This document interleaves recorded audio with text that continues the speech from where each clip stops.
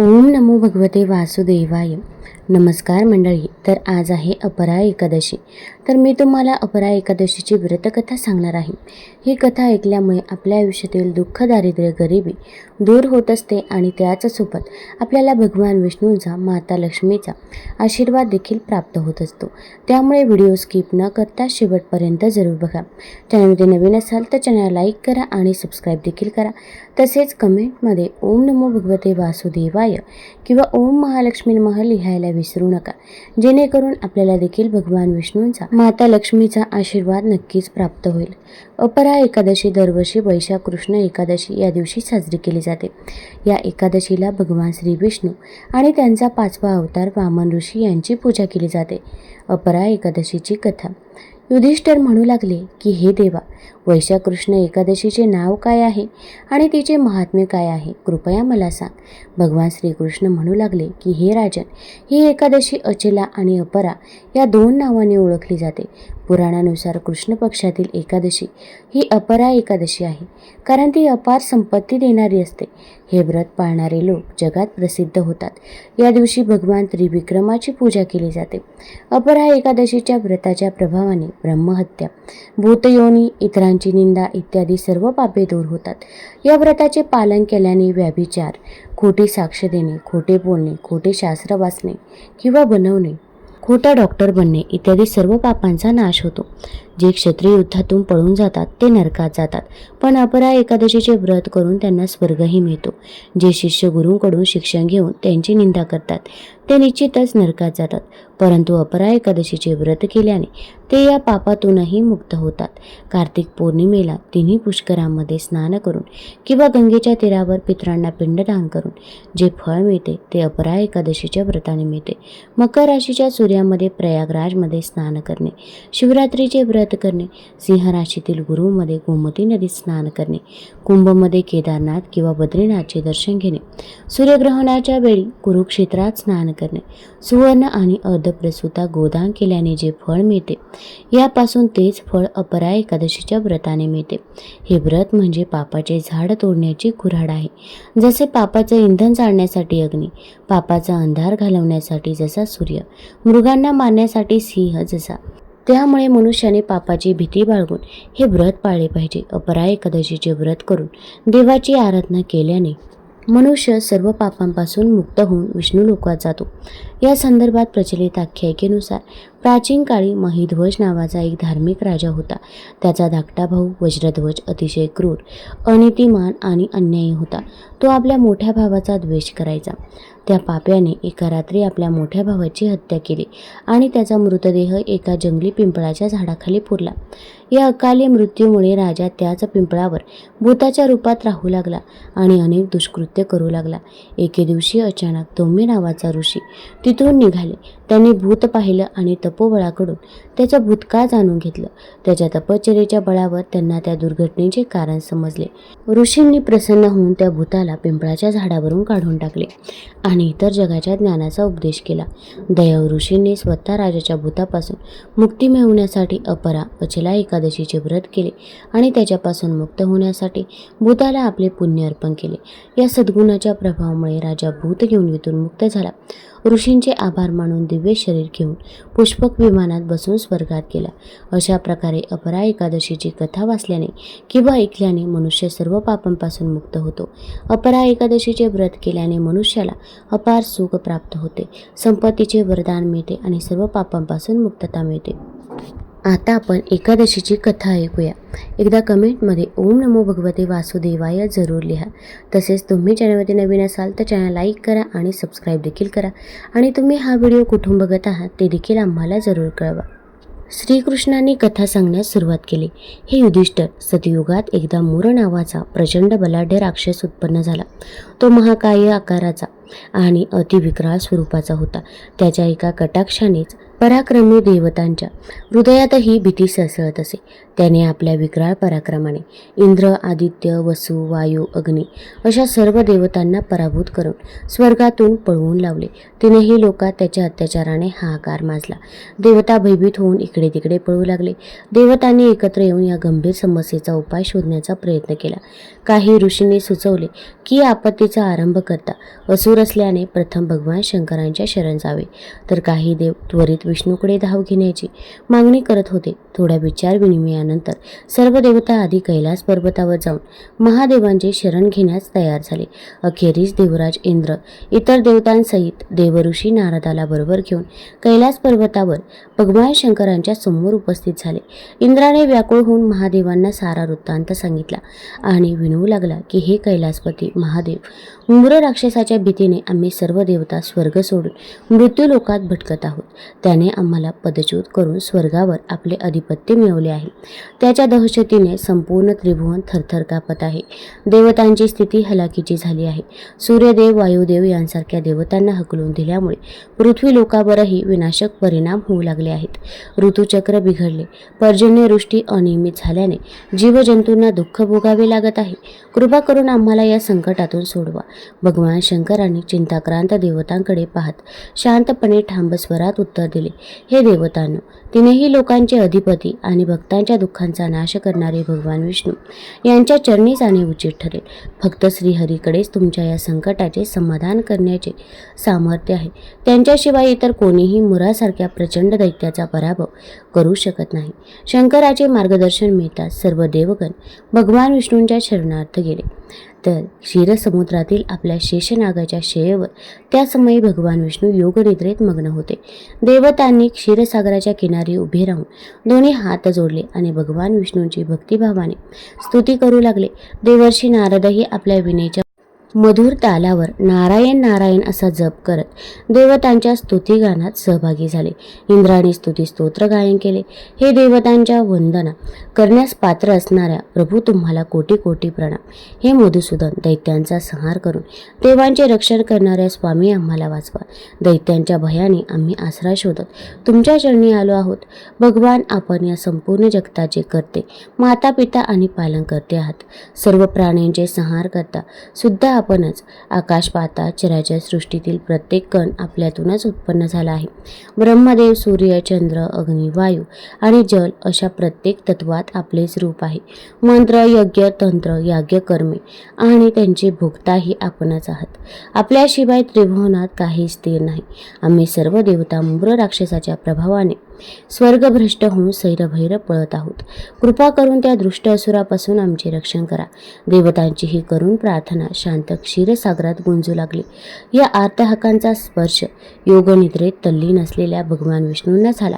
हळूहळू भगवान विष्णू जागृत होऊ लागले. त्यांनी आपली कमलासारखी नेत्रे उघडली आणि समोर विनवणीने उभ्या देवतांकडे पाहिले. देवतांच्या प्रार्थनेने विष्णूंच्या मनात हलचल झाली होती. भगवान विष्णूंनी सौम्य स्वरात विचारले, हे देवराज इंद्र, असा कोणी मायावी असुर आहे ज्याने तुम्हा सर्व देवतांना पराभूत करून स्वर्गातील राज्य हातात घेतले? त्याचे नाव काय? त्याची शक्ती किती महान आहे? आणि तो कोणाच्या आश्रयाने कुठे वस्ती करतो आहे? मला सविस्तर सांग. इंद्राने आदरपूर्वक उत्तर दिले, प्रभू, प्राचीन काळी तालाजंग नावाचा एक राक्षस होता.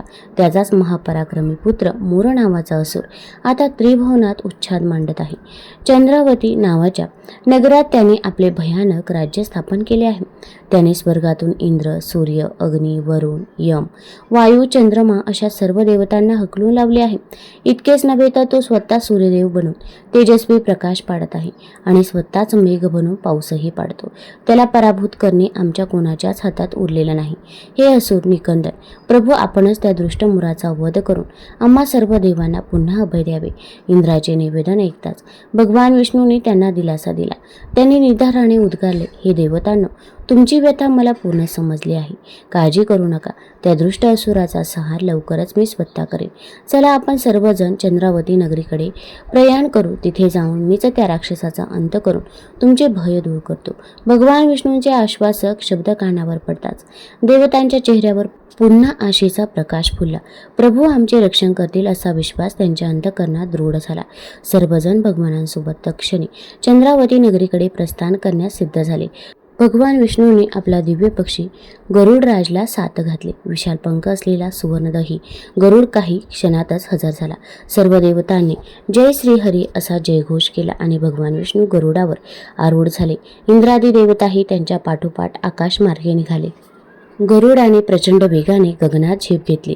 भगवान विष्णूंच्या तेजाने साऱ्या आकाशाचे वातावरण उजळून निघाले आणि देवतांचा ताफा विजेसारख्या वेगाने पुढे सरसावला. काही क्षणातच त्यांनी दैत्यांची राजधानी चंद्रावती नगरी गाठली. चंद्रावती नगरीत त्यावेळी असुरराज आपल्या विशाल सैन्यासह रणांगणात उभा होता. त्याच्या गर्जनेने सारा परिसर दणदणून गेला होता. भगवान विष्णू आणि देवतांचा ताफा नगरीत अवतीर्ण होताच मोर राक्षस क्रोधाने लालबुंद होऊन पुन्हा एक अमानुष गर्जना करत पुढे सरसावला.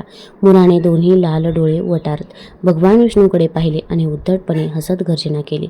अरे नारायण, मी सर्व देवतांना पळवून लावले आहे. आता तुझेही शेवट करीन. स्वर्ग आता फक्त माझा आहे, तुझे त्यात स्थान नाही. त्या दृष्ट वचनाने भगवान विष्णूंच्या लोचनात क्षणभर क्रोधाचे ज्योत चमकले. विष्णूंनी निर्धाराने पाऊल पुढे टाकले आणि त्यांनी सिंहगर्जना केली. दुष्ट मूर, तू निरपराध देवतांवर आणि लोकांवर जे अनाचार केले आहेत त्याचा शेवट आज होणार. अधर्म फार काळ टिकत नाही. आता तुझे पतन निश्चित आहे. मुराच्या त्या भयावह गर्जनेने काही देवतांच्या हृदयात भीतीची लहर पसरली. काही देवगण घाबरून मागे हटू लागले. ते पाहून भगवान विष्णूने पुढे होत देवतांना धीर दिला. हे देव हो, धीर धरा. मी असताना घाबरण्याचे कारण? ही भगवानाचा धीरोदत्त स्वर ऐकून सर्व देवता निर्धास्त झाले आणि सुरक्षित अंतरावर उभे राहून युद्ध पाहू लागले. इतक्यात असुरराज मोर प्रचंड शक्तीने पुढे आला आणि भगवान विष्णूंवर अस्त्रशस्त्रांचा वर्षाव करू लागला. मोराने एक प्रचंड गदा उचलून भगवान विष्णूवर जोरात प्रहार केला, परंतु श्री विष्णूंनी स्वतःच्या कोमोदकी गदेने तो आघात सहज परतवला. मग मोराने आपल्या तीक्ष्ण खड्गाने वार करण्याचा प्रयत्न केला, पण भगवान तेही चपळाईने चुकवत होते. उत्तरादाखल भगवान विष्णूने क्रोधाने आपले दिव्य सारंग धनुष्य हातात घेतले. ताणलेल्या प्रत्यंचेचा प्रत्येक टणकार विद्युलतेसारखा कडकडला. भगवान विष्णूंनी अगणित बाण असुरांच्या दिशेने सोडले. त्या दिव्य बाणांच्या सर्पाप्रमाणे फुपकाने रणभूमी भरून गेली आणि असुरांच्या सैन्याला भोसकू लागले. दैत्यांची विबळ किंकाळी ऐकून रणभूमी ही 100 योजनेपर्यंत थरारून गेली. भगवान विष्णूंच्या बाणापुढे अनेक असुर सैनिक धारातीर्थी पडले. काही क्षणातच राक्षस सैन्याचा थरकाप उडाला. मात्र मूर दैत्य अजूनही अढळपणे उभा होता. तो स्वतः हातात तलवार घेऊन भगवान विष्णूवर तुटून पडला. विष्णूंनी त्याच्यावर तेजस्वी सुदर्शन चक्र फिरवले, परंतु तो दैवी चक्रही प्रहारही मुराला घायाळ करू शकला नाही. भगवान विष्णू जे जे तीक्ष्ण अस्त्र मुरावर सोडत होते ते जणू फुलांसारखे निष्प्रभ ठरत होते. मुराच्या अंगावर असंख्य घाव पडले. त्याचा देह रक्ताने न्हाऊन निघाला, पण तरीही तो राक्षस प्रचंड क्रोधाने अखंड लढतच राहिला. देव आणि असुरांचा हा महान संग्राम अखंड सुरूच होता. शेवटी भगवान विष्णू आणि मोर यांच्यात हातातटीची झटापट चालू झाली. दोघेही अत्यंत बलवान होते. एक साक्षात विष्णू तर दुसरा असुरांचा गर्विष्ठ अधिपती. त्यांच्या मल्लयुद्धाने धरती आकाश दणाणून गेले. या घनघोर युद्धामुळे पर्वतांचे शिखर हादरू लागले. समुद्र वादळांनी उसळू लागले. 10,000 वर्ष हा भीषण संग्राम चालला होता, पण तरीही मोर दैत्य थकायचे नाव घेत नव्हता. अखेर भगवान विष्णूंनाही काहीसा क्षीण जाणवू लागला. इतकी वर्ष चाललेल्या सततच्या लढाईमुळे विश्वाचाही समतोल बिघडेल की काय अशी भीती सर्वांच्या मनात होती. भगवान विष्णू थकव्याने हलके श्वास घेऊ लागले. त्यांच्या दिव्य तनूवर परिश्रमाची चिन्हे दिसू लागले. म्हणून त्याने विचार केला, या मायावी असुराचा नाश साध्या युद्धाने होत नाही. काही विलक्षण युक्तीनेच याला हरवावे लागेल.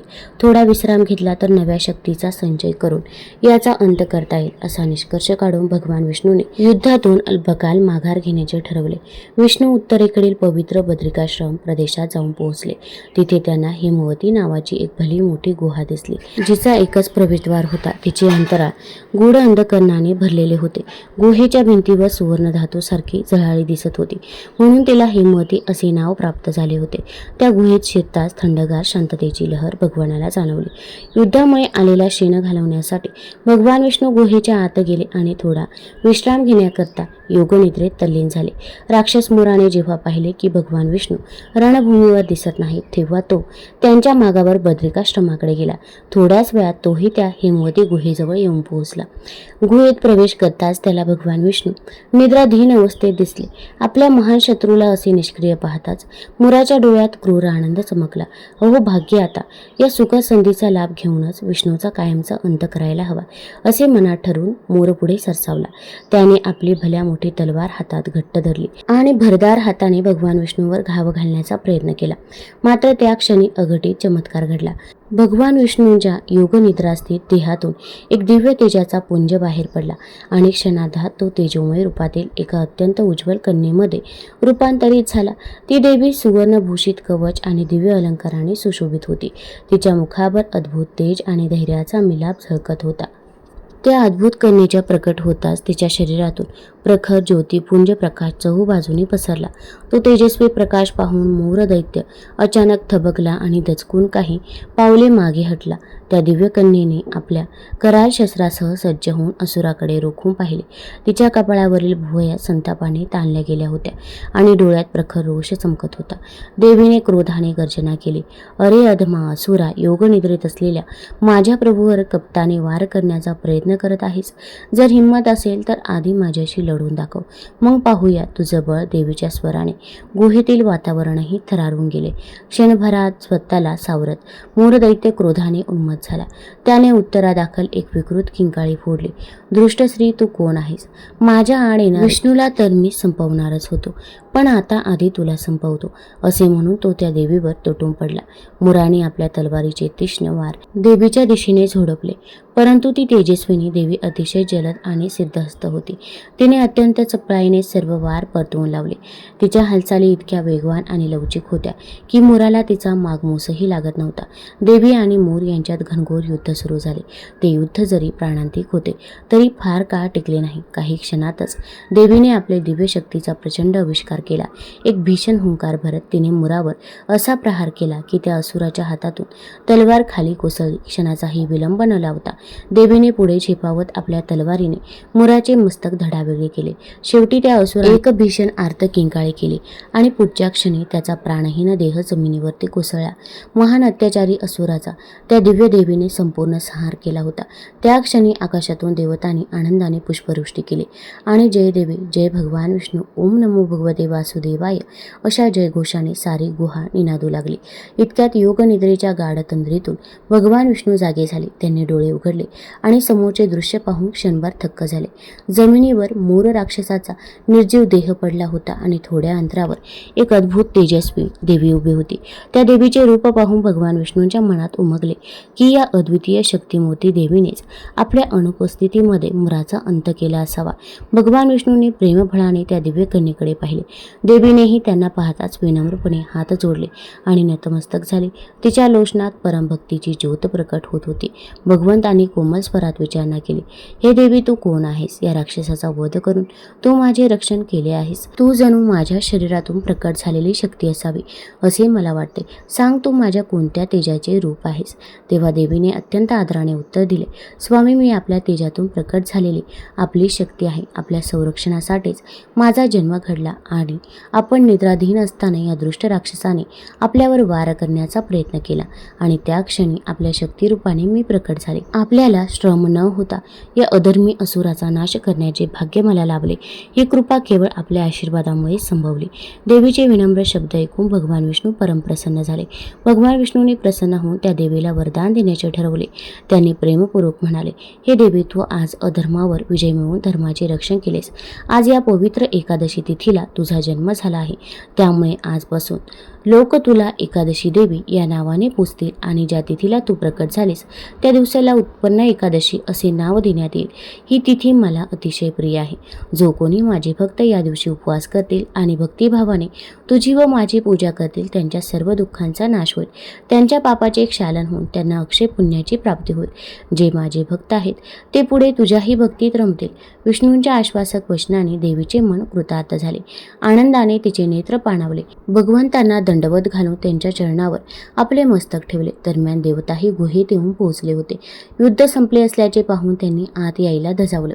समोर भगवान विष्णू आणि त्यांच्या समीप उभी ती परम तेजस्वी देवी पाहून सर्व देवतांचे हृदय भक्तिभावाने भरून आले. देवराज इंद्र पुढे होत दोघांनाही वंदन करू लागले आणि उत्साहाने उद्गारले, "जय हो भगवान विष्णू, जय हो देवी एकादशी." इंद्राच्या पाठोपाठ सर्व देवांनी जय एकादशी तसेच जय श्री हरी विष्णू, ओम नमो भगवते वासुदेवाय असा जयघोष केला. देवतांनी एका स्वरात त्या देवीची स्तुती केली. हे देवी, तू आद्यशक्ती बनून प्रकट झालीस आणि आमच्यावर आलेले भीषण संकट संपवलेस. श्री विष्णूंच्या कृपेने तू आमचे रक्षण केले आहेस. आमचे हरवलेले स्वर्ग राज्य पुन्हा मिळाले आहे. आम्ही तुझे शतशः आभार मानतो. देवगण उत्सवरूपी आनंदाने नतमस्तक झाले. काही देव आनंदाने नृत्य करू लागले आणि काहींनी आपल्या हातातील पुष्पहार भगवान विष्णू आणि देवी एकादशीच्या चरणी अर्पण केले. भगवान विष्णूंचे आणि देवी एकादशीचे गुणगान गात सर्व देवतांनी पुन्हा स्वर्गलोकाकडे प्रस्थान केले.